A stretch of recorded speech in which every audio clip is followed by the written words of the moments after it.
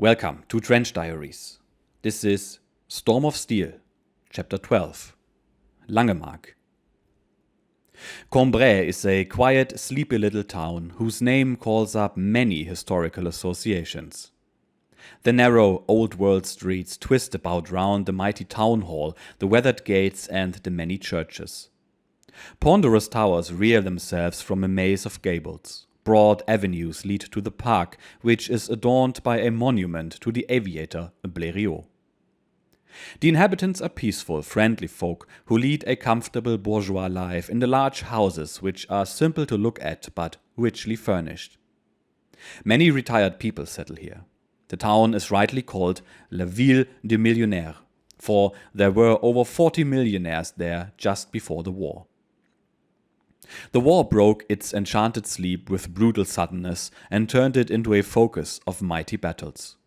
A new life hurried and rattled over its unevenly paved streets and clattered against the little windows where anxious faces were on the watch.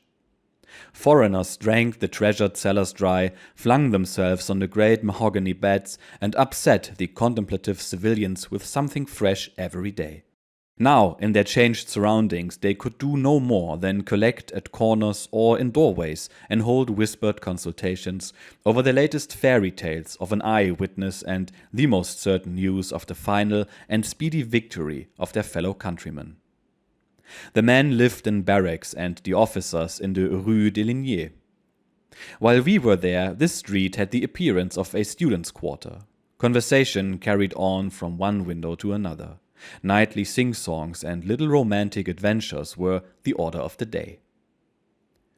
We went every morning for training to the great square near the village of Fontaine, which was later to become famous. My job was a very interesting one, for Colonel von Oppen had entrusted me with the training of the storm troop. My billet was extremely comfortable. It was in the house of a jeweler named Blanco-Bourlon, and he and his wife were both very friendly. They seldom allowed my midday meal to pass without sending me up something good from their own table. At night, we drank tea together, played cards, and talked. One of the questions we most often discussed, naturally enough, was the very difficult one: why there had to be wars. On these occasions, M. Blanco used to tell stories of the citizens of Cambrai who are never too busy for a joke. In peacetime, these stories sent streets, wine shops, and markets into roars of laughter, and they reminded me very forcibly of Tillier's wonderful Uncle Benjamin. A wicked fellow once sent to all the hunchbacks of the district, requesting them to call on a certain solicitor with reference to an important inheritance. At the appointed hour, he and some of his friends watched from the window of the opposite house and enjoyed the delightful comedy. 17 outraged and weeping hobgoblins storming the office of the unfortunate lawyer. There was the story, too, of an old spinster who lived opposite and who was distinguished by a long and slender neck strangely bent to one side. 20 years before, she had been notoriously eager to marry. 6 young fellows presented themselves, and to each she gladly gave the permission to speak to her parents. The next Sunday, a capacious coach drove up in which sat the 6 young men, each with a bouquet in his hand. In terror, she locked the door and hid herself, and the suitors delighted the neighborhood by playing the fool in the street. Again, a notorious Cambrisian went to the market and asked a peasant's wife, pointing to a soft, round, and appetizing cheese covered with green mold. "What's the price of this cheese?" 20 sous, sir." He paid her the 20 sous. "So, the cheese is now mine?" "To be sure, sir." "And I can do what I want with it?" "Well, of course." Smack! He threw the cheese in her face and fled. On the 25th of July, we left the dear little town and entrained for Flanders. We had read in the papers that an artillery duel was raging there, such as the world had never seen. We detrained in Staden and to the distant thunder of guns and marched through the unfamiliar landscape to our camp. On either side of the dead straight road were green and fruitful fields, raised up in plots like flower beds, and luscious, well-watered meadows surrounded by hedges. There were clean farmhouses scattered here and there, with low thatched or tiled roofs, and on the walls bundles of tobacco plants hung out to dry. The country folk on the roads were of German type, and their rough speech had a pleasant, homely sound. We spent the afternoon in the farm gardens to avoid being seen from the air. Now and then, the shells of heavy naval guns could be heard rushing hoarsely overhead from far back and then exploding not far from us. A number of men of the 91st Regiment who were bathing in one of the numerous little streams were killed. Towards evening, I had to go with an advance detachment to the front line to prepare for the relief, and we went through Hutul's forest and the village of Kekut in the reserve battalions. On the way, we had to break step once or twice on account of some heavy shells. In the darkness, I heard the voice of a recruit. "The officer never lies down." "The man knows what he is about," an older soldier informed him. "Wait till a proper one comes, and he'll be the first to go down." The man had noticed the principle I always followed. Only take cover when it is necessary and then do it quickly. It is true that only the experienced can judge of the necessity and feel the end of the shell's trajectory before the recruit has even recognized the light warning whisper in the air. Our guides, who did not seem to be quite sure of themselves, took us along an endless box trench. Such is the name for trenches that are not dug in the ground because the water would stand in them at once, but built up above its level with sandbags and fascines. Then we went along the side of a terribly disheveled wood from which, a few days before, according to our guides, a regimental staff had been driven by the small matter of 1,024-centimeter shells. Things seem to be done on a large scale here, I thought to myself. After we had wandered backwards and forwards through thick undergrowth, we came to a halt in a piece of ground overgrown with weeds and fringed by a marshy swamp in whose black pools the moonlight was reflected. Our guide had abandoned us, and all the white shells were falling somewhere and slinging up the mud that splashed back again into the water. At last, the miserable guide returned to receive the full volley of our wrath and to announce that he had found the way. Nevertheless, he again led us astray until we came at last to a dressing station over which shrapnel shells were bursting in couples at short and regular intervals. The bullets in empty cases rattled through the branches. The officer on duty gave us a sensible fellow who took us to the Mäuseburg, the headquarters of the reserve line. From there I went straight on to the company of the 225th Regiment that our second company was to relieve. It took me a long search in the shell-pitted country before I found a few ruinous houses that were fortified inside by reinforced concrete. One had been smashed in the day before by a shell and the occupants squashed like mice beneath the falling roof plate. I spent the rest of the night at the company commander's overcrowded concrete blockhouse. He was an honest frontline swine who, with his orderlies, was passing the time over a bottle of schnapps and a good chunk of pork, with frequent intervals during which he listened to the steadily increasing shell fire and shook his head. Then he would fall to bemoaning the good old days on the Russian front and cursing the way his regiment had been pumped out. At last I fell asleep. My sleep was heavy and oppressed. The high explosive shells falling all around the house in the pitchy darkness evoked a sense of indescribable loneliness and forlornness from the murdered landscape. Involuntarily, I nestled up to a man who shared the same bunk. Once I was scared by a heavy thump. My men made a light and looked to see if the wall had been penetrated. It was found that a light shell had exploded against the outer wall. I spent the next afternoon with the commanding officer of the battalion at the Mäuseburg, as there were still some important points on which I had to be informed. All this time 15-centimeter shells were falling round headquarters, while the captain, with his adjutant and the orderly officer, played an endless game of skat over a soda water bottle full of raw spirits. Sometimes he put his cards down to send off a report or to discuss very seriously whether our concrete shelter was bomb-proof. We convinced him, in spite of the warmth with which he argued the contrary, the wish being clearly the father to the thought, that we were not fitted to sustain a direct hit from the air.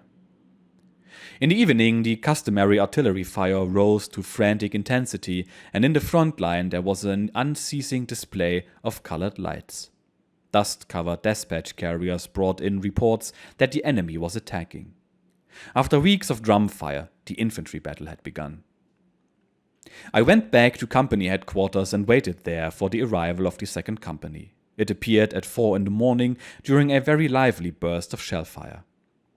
I took command of my platoon at once and led it to a position covered with the fragments of a shell-destroyed house, a spot most unspeakably forlorn in the midst of an immense and dreary waste of shell holes. At 6 in the morning, the Flanders mist lifted and gave us a glimpse of our ghastly surroundings. At once, a swarm of low-flying enemy machines appeared, scrutinizing the battered ground and sounding sirens. Any scattered detachments of infantry that were above ground instantly endeavored to hide themselves in shell holes. Half an hour later, a terrific artillery fire set in. It raged round our refuge like a typhoon-scourged sea round an island. The hail of shells thickened to a throbbing wall of fire. We crouched together, expecting each second the crashing hit that would sweep us up with our concrete blocks and make our position indistinguishable from the desert of craters all around.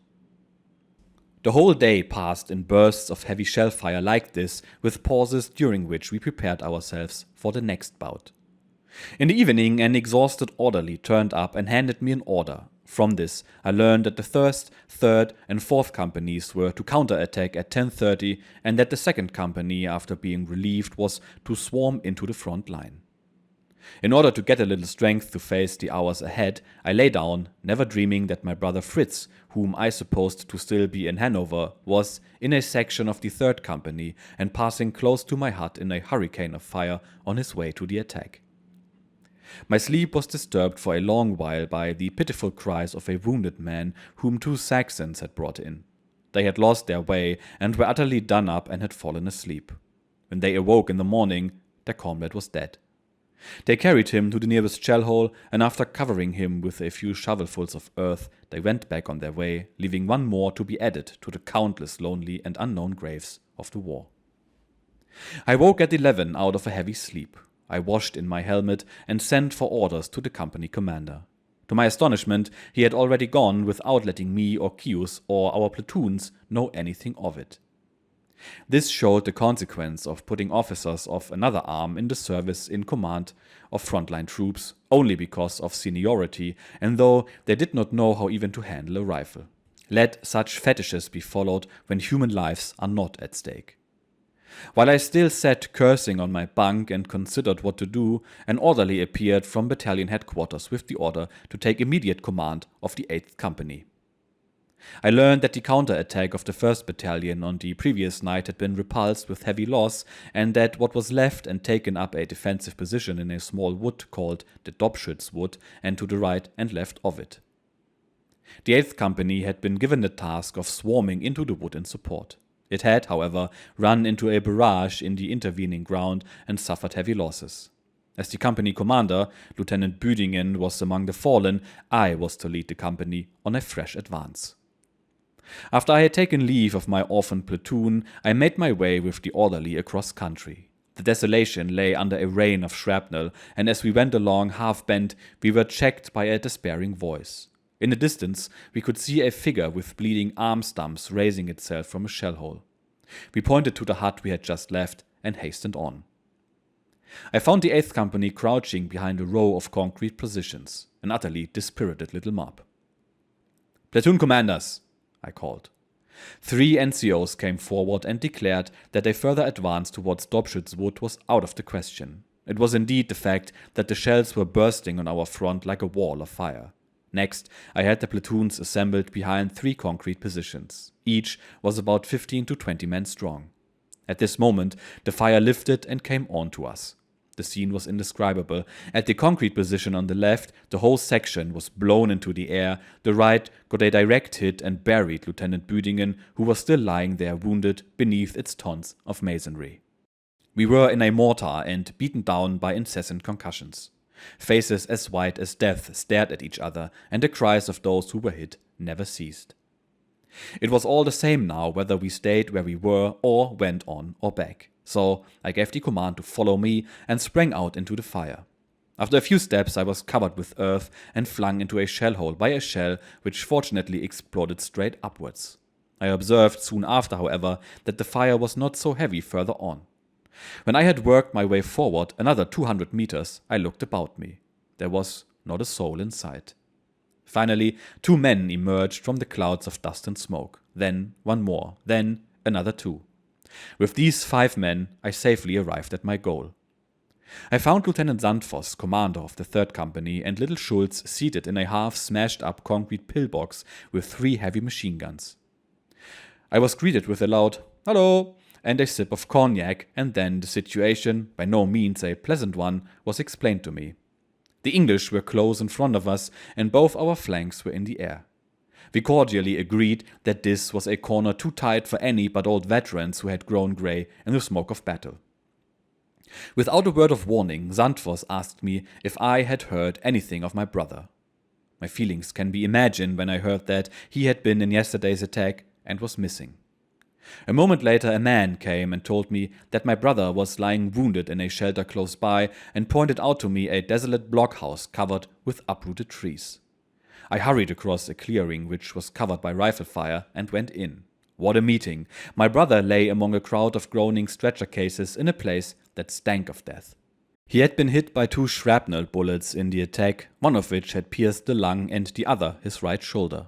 Fever shone in his eyes. It was only with difficulty that he could move or speak or breathe. He returned the pressure of my hand, and we began to talk. It was clear to me that I could not leave him there, for at any moment the English might attack or a shell put an end to the already damaged concrete shelter. It was a brother's duty to get him sent back at once. In spite of Sandvoss, who would not hear of any weakening our strength, I ordered the 5 men who had come with me to get my brother back to the Columbus Eye dressing station, and from there to bring back with them men to rescue the other wounded also. We tied him in a ground sheet and stuck a long pole through it which rested on 2 of the men's shoulders. I squeezed his hand again, and the sad procession started on its way. From the edge of the wood I watched the swaying load on its way through another wood among towering shell bursts. As each one struck, I caught myself together, though the place where I was no safer. It is odd that another's danger makes a stronger impression than one's own. This may be explained partly by the confidence in his own luck that everyone has. The belief that nothing can happen to himself makes each man underestimate the danger. It is only in another's case that one sees how overwhelming it is and how defenseless its victim. After I had skirmished a little from the shell holes on the forward edge of the wood with the English, who were coming on very slowly, I spent the night with my men and a machine gun section among the ruins of the concrete pillbox. High explosive shells of quite extraordinary ferocity were going up all the time close by us. In the evening I was within an ace of being killed by one of them. The machine gun began rattling off towards morning when some figures approached in the darkness. It was a patrol of the 76th Regiment come to get into touch with us. One of them was killed. There were many such mistakes during these days, but it was of no use to dwell on them. At 6 in the morning we were relieved by a detachment from the 9th Company. They brought me orders to occupy the Rattenburg with my men. I had a casualty on the way, a Fahnenjunker wounded by a shrapnel bullet. We found the Rattenburg to be a shell-shot house walled up with concrete slabs. It stood close by the marshy bed of the Steenbeek, which no doubt well deserved its name. Somewhat done up, we entered into possession and flung ourselves down on the straw-covered bedboards. After a good feed and a pipe of tobacco, we felt more ourselves again. In the early hours of the afternoon we were heavily shelled with shells up to the heaviest calibers. Between 6 and 8 explosions overlapped another, and the building often trembled at the sickening thump of a dud and threatened to collapse. When the fire ebbed later on, I went cautiously over a hill that was covered in a close and whirring mesh of shrapnel to the Columbus Eye dressing station and asked for news of my brother. The doctor, who was examining the terrible mangled legs of a dying man, told me to my joy that he had been sent back in a fairly promising state. Later in the night, my ration party turned up and brought the company, now reduced to 20 men, warm food, bully beef, coffee and bread, tobacco and schnapps. We ate heartily, circulating the bottle of 98% without any irksome distinctions of rank. Then we turned in, but our rest, owing to the swarms of gnats that rose from the marshy banks of the stream, the shells and the gas that was shot over occasionally, was not exactly undisturbed. The result that I was so fast asleep the next morning that after a heavy bombardment had gone on for hours, my men had to rouse me. They told me that men were coming back all the time, saying that the front line had been evacuated and that the enemy were coming on. I first followed the old soldier's maxim: a good breakfast holds body and soul together, and then, after lighting a pipe, went outside to see what was happening. I could not see a great deal as the surroundings were veiled in a thick haze. The artillery fire was increasing from moment to moment and soon reached that pitch of intensity which the nerves, incapable of further shock, accept with an almost happy indifference. Showers of earth clattered incessantly on the roof, and the house itself was hit twice. Incendiary shells threw up heavy milk-white clouds, out of which fiery drops rained on the ground. A piece of this burning stuff came smack on a stone at my feet and went on burning for a good minute. We were later told that men hit with it had rolled on the ground without being able to put it out. Shells with delay action fuses burrowed into the ground, rumbling and pushing out flat disks of soil. Swaths of gas and mist crept over the battlefield, hugging the ground. Immediately in front, we heard rifle and machine gun fire, a sign that the enemy had advanced already. Below, beside the stream, I saw some men walking through a constantly changing scenery of mud fountains shooting high into the air. I recognized the commanding officer, Captain von Brixen, supported by 2 stretcher-bearers and with an arm bound up. I hastened towards him. He called out that the enemy was advancing and warned me not to delay in getting under cover. Soon, the first bullets smacked into the shell holes nearby or were shivered against the broken masonry. More and more fleeing figures disappeared to our rear, while in front a storm of rifle fire testified to the embittered defense put up by those who were holding on. It was time to act. I decided to defend the Rattenburg and made it plain to the men, among whom at this there were some rueful faces, that I had not the remotest thought of retiring. I posted the men at loopholes, and our 1 machine gun was mounted on a windowsill. A shell hole was chosen, and a stretcher-bearer, who soon had plenty to do, was installed there. I, too, took a rifle I found lying around and hung a belt of cartridges around my neck. As my crowd was very small, I tried to get reinforcements from the numbers of men who were passing by in disorder.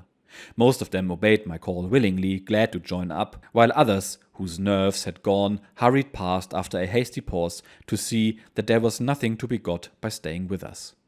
In such cases, a tender consideration has no place. "Fire!" I called to the man who stood in front of me in the cover of the house, and a few shots rang out. Overcome by the eloquence of the rifle muzzle, the shirkers, of whom in every battle there must always be some, came slowly nearer, though it was plain from their faces how little eager they were to give us their company. A canteen orderly whom I knew well made all kinds of excuses to get away, but I would not let go of him. "But I have no rifle." "Then wait till there's a man shot." During a final crisis of artillery fire, in the course of which the ruins of the house were hit several times and the fragments of bricks pattered down on our helmets from high in the air, I was thrown down to the ground in a flash of a terrific burst. To the astonishment of the men, I got up again unhurt. After this wild whirligig of shells, it became calmer. The fire lifted over us and rested on the Langemarck Big Shorter Road. But we were none the better off in mind, for so far we had not seen the wood for trees, the danger had not been so overwhelming that we had no time or power to think of it. Now that the storm had swept on past us, everyone had time to get ready for what was inevitably coming nearer. And it came. The rifles in front were silent. The opposition had been overcome. Out of the haze emerged a thick advancing line. My men fired crouching behind the wreckage. The machine gun tagged out. As though they had been wiped away, the attacking line vanished into shell holes and opened fire on us. Strong detachments went on to the left and right. We were soon surrounded by a ring of fire. The position was pointless, and there was no object in sacrificing the men. I gave the order to retire. Now that they had started, it was difficult to make the men give up the fight. Making use of a low-lying cloud of smoke, we got away unobserved, partly by wading above the hips along the stream. I was the last to leave the little fort. Lieutenant Höhlemann, whom I helped along, was bleeding from a severe head wound, though he joked and made light of it as we went. As we crossed the road, we ran into the second company, who had been sent up in support. After a brief consultation, we decided to stay where we were and await the enemy. Here, too, we had to compel troops of other units who wished to carry out retirements on their own to remain.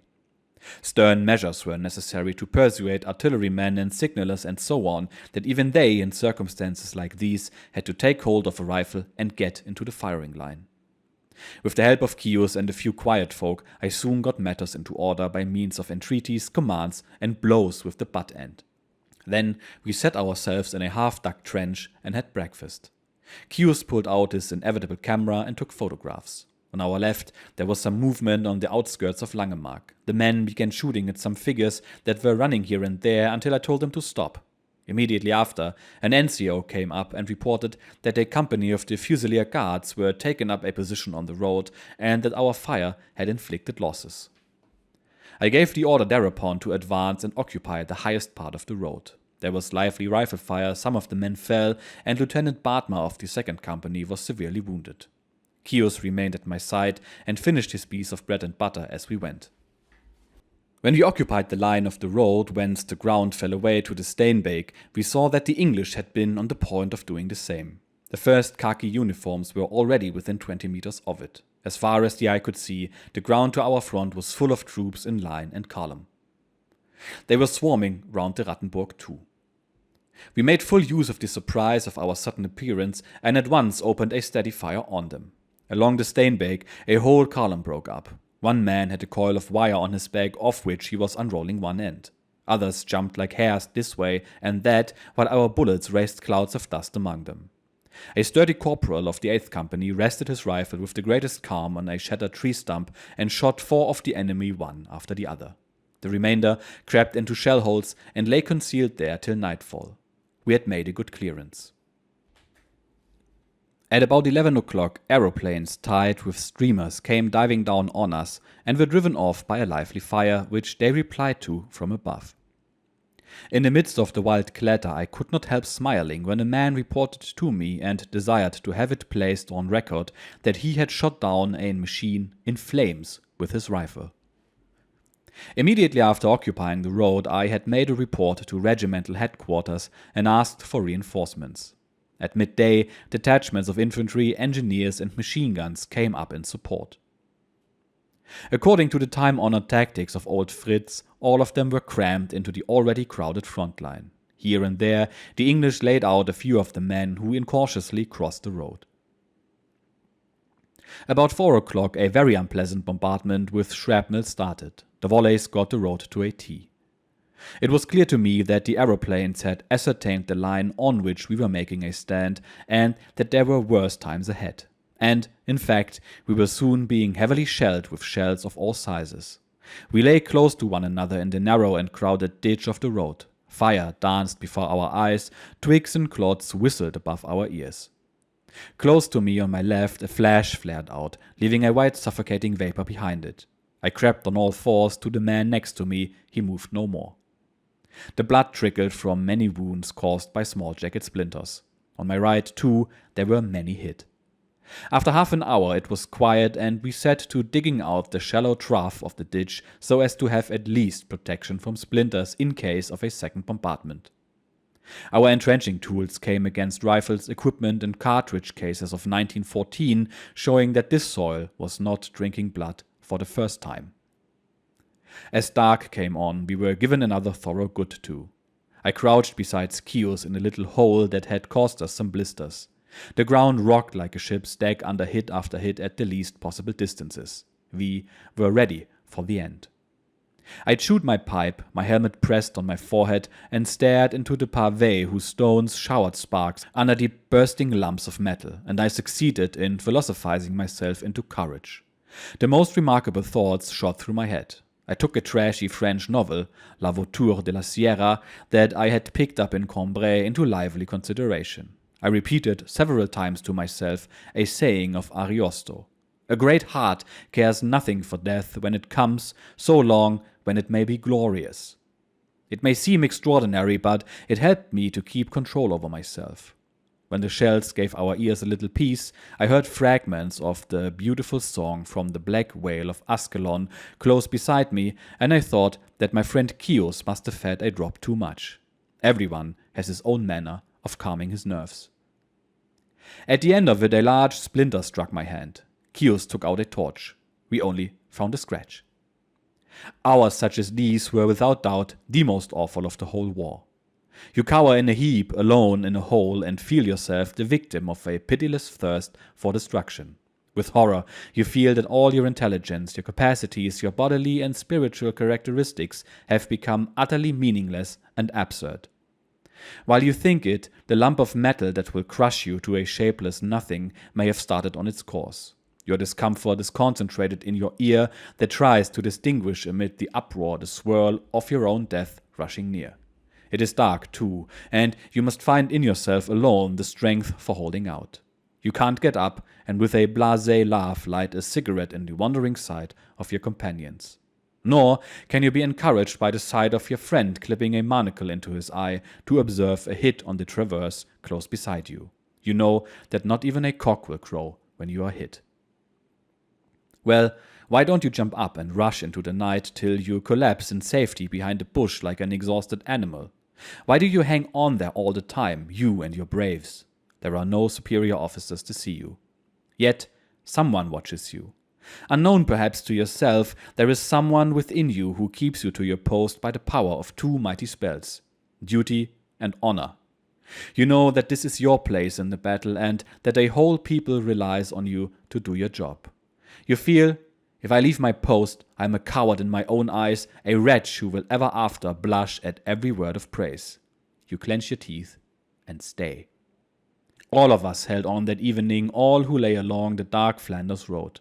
Officers and men alike showed what they were made of. Duty and honor must be the cornerstones of every army, and a heightened sense of duty and honor must be inculcated into the officer who fights in the forefront of the battle. For that, suitable material and a fixed mold are required. The truth of this is fully known only in war. It began to drizzle after midnight. Patrols of a regiment which had come up meanwhile in support went forward as far as the Steenbeek and found nothing but mud-filled shell-holes. The enemy had withdrawn beyond the stream. Worn out by the fatigues of this tremendous day, we got down into our holes with the exception of the men on guard. I pulled the cloak of my dead neighbor over my head and fell into a restless sleep. As it grew light, I was awakened by a curiously cold feeling and discovered that I was in a sad way. It was raining in torrents and the drainage of the road was pouring into the hole where I was sitting. I built a small dam and bailed out my resting place with a saucepan lid. In consequence of the ever-increasing volume of water, I had to add one course after another to my earthwork till, at last, faulty construction yielded to growing weight and a muddy stream gurgled in and filled my refuge to the brim. While I was busy fishing out my revolver and helmet, tobacco and rations were borne away along the ditch whose other occupants were faring just as I was. We stood shivering with cold and without a dry stitch on our bodies, knowing that when next we were shelled, we had no protection whatsoever. It was a cheerful situation, and here I permit myself the observation that even artillery fire does not break the resistance of troops so surely as wet and cold. The steady downpour was nevertheless a true blessing in its effects upon the further course of the battle, for the English offensive was just in its first and most critical days. The enemy had to bring up his artillery over a morass of waterlogged shell holes, while we had undamaged roads for the transport of all we needed. At 11 in the morning, when we were already desperate, an angel appeared in the person of a dispatch rider who brought the order for the regiment to assemble at Kökit. We saw on the way how difficult communications must have been on the day of the attack. The roads were packed with men and horses. 12 horribly mutilated horses lay in one heap near some limbers whose wreckage was scarcely recognizable. What was left of the regiment assembled in a rain-soaked meadow over which single bursts of shrapnel opened their white balls. It was a shock to see what was left. A body of about the strength of a company, with a small group of officers in the midst. What losses! Of 2 battalions, nearly all the officers and men. The survivors stood in pouring rain with gloomy faces till quarters were assigned. Then we dried ourselves in a wooden hut, crowding round the glowing stove, and got some fresh courage from a hearty meal. Towards evening, shells fell in the village. One of the huts was hit, and several men of the 3rd Company killed. In spite of the shelling, we soon lay down to sleep, only hoping that we should not have to counterattack in the rain or be flung without warning into some gap in the line. At 3 in the morning, orders came that we were definitely to be taken out of the line. We marched along the pavé to Staden. It was strewn all the way with dead bodies and smashed up transport. 12 dead lay round the crater of one gigantic burst alone. Staden, that had been so full of life on our arrival, now had many houses shelled. The deserted marketplace heaped up with household goods hurriedly taken out of the houses. One family was leaving the town at the same time as we were. It led a cow as its only possession. The man had a wooden leg, and the woman led the crying child by the hand. The confused din behind added to the sadness of the picture. The remains of the 2nd Battalion were quartered in a lonely farm, concealed behind tall hedges in the midst of luxuriant fields. There I was given command of 7th Company. Till the end of the war, its fortune and mine were one. In the evening we sat before an old tiled hearth and refreshed ourselves with a stiff grog while we listened to the thunder of battle breaking out afresh. A sentence from the army communiqué suddenly met my eyes in a recent newspaper. It read, "We succeeded in holding up the attack on the Steenbeek." It was odd to feel that our apparently confused doings in the depth of night had won a place in history. The enemy offensive, launched with such a tremendous force, had been brought to a standstill, and we had a large share in that result. Soon we turned in the hayloft. In spite of the profound sleep in which they were sunk, most of the sleepers tossed to and fro in their dreams, as though they had to fight their Flanders battle over again. On the 3rd of August, we set off on the march to the station of the neighboring town of Gietz. We took much of the cattle and produce of the now deserted neighborhood with us. The whole battalion, in fine spirits again, shrunken though it was, had coffee in the station restaurant. 2 buxom Flemish waitresses added to its flavor and to the general contentment by their bold speeches. The men were particularly delighted when they addressed everyone, officers included, as thou, as it is the local custom to do. A few days later I had a letter from my brother in hospital in Gelsenkirchen. He wrote that he was booked for a stiff arm and a shaky lung. I take the following pages from his diary. They will add to my own account and give a vivid picture of the impressions made on a young boy who was thrown into the hurricane of modern battle. It reads, "Fall in for the attack." The face of my platoon commander, Sergeant Major Schnell, looked in over the entrance of the little hole covered with branches and boards where we had lain for hours smoking and eating. The 3 men near me stopped their talk and jumped up cursing. I got up and put on my equipment, set my helmet tight on my head, and went out into the dusk. It was misty and chilly. The scene had altered meanwhile. The shell fire had moved off and now thundered on other parts of the immense battlefield. Aeroplanes roared through the air and calmed one's anxiously peering eyes with their large iron crosses. I went once more to a spring which was still wonderfully clear in spite of the wreckage and rubbish, and drawing up the bucket I drank and filled my water bottle. The company fell in by platoons. I quickly stuck 4 bombs in my belt and went to my section, from which 2 men were missing. I had scarcely time to write down their names before we moved off. The platoons proceeded in single file over the shell holes, skirting bits of timber, squeezing against hedges, sinking into holes, and making their way with much clatter and rattle to attack the enemy. I knew what my task was. The 2nd Battalion of our regiment and a battalion of another on our flank had orders to drive some English detachments, which had pushed on over the canal, back to the other side again. My orders were to take up a position in advance with my section and lie down in readiness to open the counterattack. While I was going over to see this again, I happened to see the pale, set face of a young NCO, Bachmann, I thought, although I did not know him. It was my comrade, a Fahnenjunker likewise, in Sandvoss's company. I lost sight of him and looked with astonishment at the scene that had suddenly unfolded. The remains of a large wood, black, branchless and splintered stumps, stuck up in isolation here and there from the scarred Flanders plain.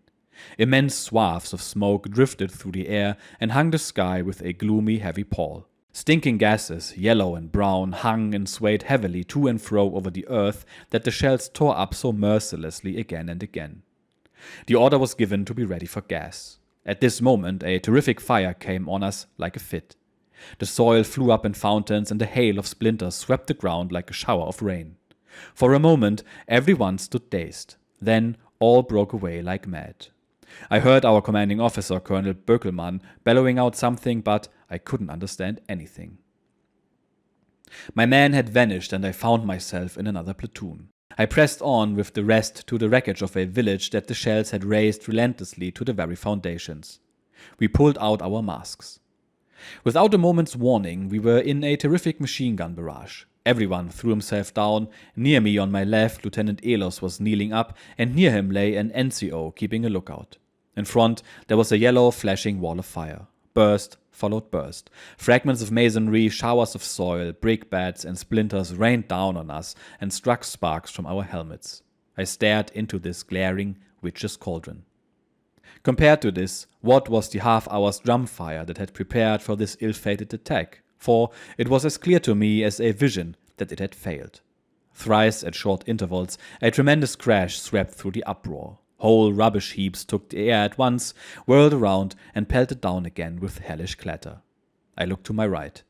Ehlers was shouting something. He raised his left hand, beckoned over his shoulder, and with a shout sprang forward. I got up heavily and followed at the double. My feet were burning like fire after the night before, but my socks had soaked up the blood and the pain was not so sharp. I had not gone 20 steps when the flash of a shrapnel blinded me as I struggled up out of a shell hole. It burst not 10 paces in front of me at a height of 3 meters. I felt 2 dull blows against my chest and shoulder. My rifle flew from my hands on its own accord, and I fell backwards into the shell hole. I could still hear remotely Ehlers shouting as he went by. "He's done for," were his words. He was not to live out another day. The attack miscarried, and in jumping back he was killed and all who were with him. A shot through the back of the head ended the life of this gallant officer. When I woke from a long fainting fit, all was still. I tried to stand up, but I felt a sharp pain in my right shoulder that increased with every movement. My breath was short and gasping. The lung could not get enough air. Hit through the lung and shoulder, I thought, and threw away pack and belt and, in a mood of utter apathy, gas-masked too, and hung my water bottle on the hooks of my tunic. After 5 steps, I sank helplessly into a neighboring shell hole. After an hour, perhaps, I made a second attempt to crawl on, as a light drum fire had started. This attempt, too, miscarried. I lost my water bottle and sank into a state of exhaustion from which, after a long time, the sensation of burning thirst aroused me. It began to rain gently. I succeeded in collecting a few muddy drops in my steel helmet. I had lost all sense of direction. There was a thunderstorm, but its peals were lost in a new onset of drumfire. I clung close to the side of the shell hole. A clot struck my shoulder. Heavy splinters swept over my head. Gradually, I lost all sense of time. Once, 2 men appeared, hurrying by with long strides. I called to them, but they disappeared in the mist like shadows without hearing me. At last, 3 men came straight towards me. I recognized the middle one as my NCO of the day before. They took me to a little hut nearby. It was crammed with wounded whom 2 orderlies were seeing to. I had lain 13 hours among the shell holes. In a corner I saw Bachmann, who convulsively clasped his shattered knee and swallowed down his agony. We spoke in fragments. Now and then, when anyone pushed against him, he suppressed a groan. All the while, the artillery fire kept at the same pitch. Shell after shell burst close to us, often covering the roof with sand and earth. My wounds were dressed, and I was given a new mask and a piece of bread spread with coarse red jam and a little water. The orderly looked after us like a father. The English began to push forward. They came on by springs and then disappeared in shell holes, as I could make out from the cries of consternation outside. Then my company commander, Lieutenant Sandvos, came in.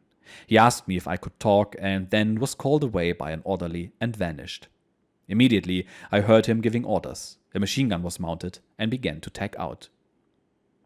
Suddenly, a young officer smeared in mud from his boots to his helmet with the iron cross of the first class on his breast rushed in. It was my brother, who days before down the line was said to be dead. We greeted each other, smiling rather awkwardly in the stress of our feelings. After a minute or 2 he left and came back with the last 5 men of his company. I was put in a ground sheet and carried away from the battlefield to the thunder of guns. And with the excerpt of his brother's diary, we end this episode. Let's talk about the bigger picture first. Even though he starts out in the village of Cambrai, well known of course, this episode is about the Battle of Langemarck, so let's talk about this battle first.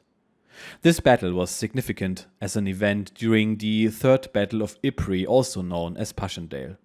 The fighting at Langemarck from August the 16th to August the 18th, 1917 stands as an example of both bravery and tragedy that defined the Western Front. The Battle of Langemarck was part of a broader British campaign aimed at breaking through German defenses in Flanders, Belgium, and capturing strategic high ground near Passchendaele. After initial attacks had bogged down in mud, rain, and fierce resistance, the British High Command launched a renewed assault focusing on the village of Langemarck. The battle is infamous for the heavy involvement of new British divisions, especially the so-called New Army, and units comprised largely of young volunteers, sometimes referred to as Kitchener's men. Langemarck is remembered for both tactical innovation and extreme loss. The British hoped to use improved artillery tactics like the famous slow creeping barrage, as well as bite and hold methods.